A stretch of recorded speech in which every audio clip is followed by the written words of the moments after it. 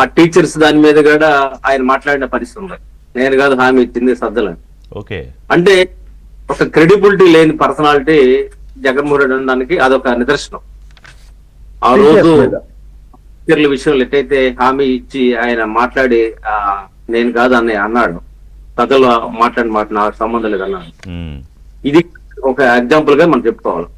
అదే సమయంలో సజ్జల రామకృష్ణారెడ్డికి ఆయనకి మతిలేని ప్రకటనలు స్పష్టంగా అర్థమవుతున్నాయి. ఎందుకంటే ఆయన ఇప్పుడు మేము మళ్ళా వైజాగ్ బోము, ఆ రోజు మా ఉద్దేశం వేరు, గెలిస్తే వైజాగ్ అంటే ఆయన లోపల సీడు జగన్మోహన్ రెడ్డి గారిని నియంత్రించడం అనేది ఎవరి వల్ల కాని పని. ఎందుకంటే ఇందాక మన మిత్రులు లేకపోతే హోంమంత్రి గారు చెప్పినట్టు లేకపోతే ఇంకొకరు చెప్పినట్టు ఆయన మానసిక స్థితి సరిగ్గా లేదనేది ఎవరికైనా అర్థమైపోతుంది. ఎందుకంటే ఆయన ఒక ఇగో ప్రాబ్లం ఉంది ఆయనకి, దాని స్కీజోప్రీనియా అనేది ఇంకొక మానసిక ఇదిగా ఉంది.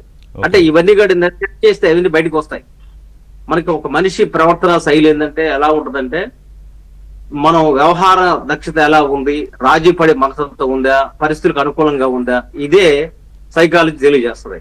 నువ్వు పరిస్థితులకు అకామిడేట్ కాకుండా నేను చెప్పేదే కరెక్ట్ అనుకుంటావు అంటే ఎక్కడో లోపం ఉందని. కాబట్టి ఆ లోపం అనేది జగన్మోహన్ రెడ్డి గారి దగ్గర ఉందనేది అర్థమైపోయింది. ఆయన మైండ్ ఏంటంటే ఎస్సీలు, ఎస్టీలు, బీసీలు లేదా బడుగు వర్గాలకు సంబంధించిన వాళ్ళు వాళ్ళంతా బిచ్చగాళ్ళు, వాళ్ళకి చిల్లర పడేస్తే లేకపోతే 4 పథకాలు ఇచ్చేస్తే మన ఎంటుంటారు అనే ఒక భ్రమలో ఉంటాడు ఆయన. పథకాలు అనేది ఎవరి డబ్బులు కాదు, జగన్మోహన్ రెడ్డి గారు సొంతంగా ఇచ్చేది కావు, లేకపోతే ఇంకొక నాయకుడే సొంతంగా ఇచ్చేది కాదు, ప్రజల డబ్బు. కానీ ప్రజలు ఏం కోరుకుంటారంటే దీర్ఘకాలిక ప్రయోజనం కోరుకుంటారు. ఇప్పుడు మనం ఒక బిడ్డ పుడితే ఆ బిడ్డని ఇంటర్మీడియట్ చేసి పీజీ చేసి ఇంకా భవిష్యత్తు కావాలని కోరుకుంటామా, లేదా ఆ బిడ్డ ఇట్టాగనే ఇంట్లో తిని కూర్చోవాలని కోరుకుంటామా? కాబట్టి ఇక్కడ జగన్మోహన్ గారు ఏంటంటే అభివృద్ధి అనేది ఆయన దగ్గర అజెండా లేదు. ఆయన దగ్గర ఉన్న ఎజెండా ఏంటంటే తాత్కాలిక ప్రయోజనం కోసం తాత్కాలిక ఓటు రాజకీయం చేస్తాడు తప్ప ఒక స్టాండర్డ్ పర్సనాలిటీ లేదు. ఈ రోజు Bharatiya Janata party double engine సర్కార్ ఏదైతే వచ్చిందో, ఈ డబుల్ ఇంజిన్ సర్కార్ ద్వారా మనం ఒక అద్భుతాన్ని చేసి చూపించాం. అమిత్ షా గారు చెప్పారు 3 లక్షల కోట్లు ఇక్కడ పెట్టుబడి పెడుతున్నాము, ఆల్రెడీ దాని మీద సంబంధించి ఇక్కడ నడుస్తున్నాయి. ఎస్, అమరావతి ఇప్పుడు చూడండి, జగన్మోహన్ రెడ్డి గారు పోయిన తర్వాత అమరావతికి డబ్బులు ఇచ్చాము, పోలవరం డబ్బులు ఇచ్చాము, విశాఖ రైల్వే జోన్ ని కంటిన్యూ చేస్తున్నాము, దాన్ని నిధులు కూడా కేటాయించాము.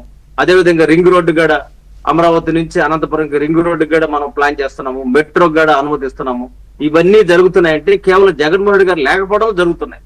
కాబట్టి జగన్మోహన్ రెడ్డి ఆయన పక్కన పెడితేనే ఆంధ్రప్రదేశ్ అభివృద్ధి అనేది ప్రజలకు వెళ్ళిపోయింది, అది వాస్తవం. అది అదే సమయంలో ఈ రోజు వయసుగా లెక్క చేయకుండా రాష్ట్ర ముఖ్యమంత్రి చంద్రబాబు నాయుడు గారు కానీ, ఇటు యువ నాయకుడు లోకేష్ గారు కానీ ఆయనతో పరిగెత్తాలని చెప్పని చేస్తున్న ప్రయత్నం, అదేవిధంగా సత్యకుమార్ మెడికల్ కాలేజీలని ఎస్టాబ్లిష్ చేసి ఈ వైద్య విద్యను మరింత ముందు తీసుకెళ్లే విషయంలో కానీ ఇవన్నీ కూడా చూసినప్పుడు ఏంటంటే ఒక ఆంధ్రప్రదేశ్ స్వర్ణయుగం నడుస్తాము.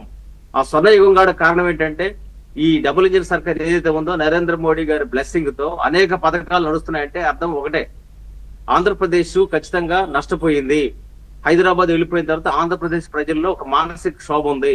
దానికి ఆల్టర్నేటివ్ ఈ రోజు అమరావతి అంటే ఆయన అనుకుంటున్నాడు అమరావతిని 4 కట్టడాలు అనుకుంటున్నాడు. కాదు, అమరావతి అంటే హైదరాబాద్ కు ధీటుగా ప్రపంచ స్థాయి నగరాన్ని నిర్మించాలనేది చంద్రబాబు నాయుడు గారి విజన్. అది ప్రజల గుండె చప్పుడు, ఒక సెల్ఫ్ రెస్పెక్ట్ కి సంబంధించిన విషయం.